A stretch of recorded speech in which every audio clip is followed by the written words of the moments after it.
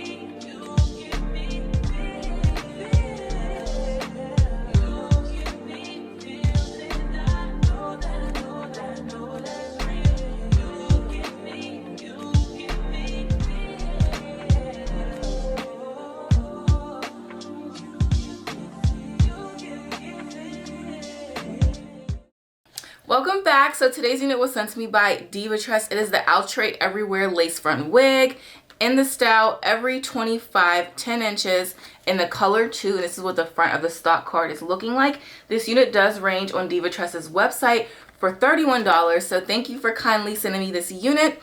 It also has specialty colors in the back. It is an ear-to-ear HD lace. It has natural baby hairs and it's an HD transparent lace. And the EveryWear collection are wigs and styles that go with everything. So the only thing that I did was that I used my Fenty foundation in the color 420 underneath the lace. I put the lace on and I cut the lace, and then I used my Juvia's Place Chocolates palette along the hairline to blend in with my natural hair color because I did pull out my edges for this wig, you guys.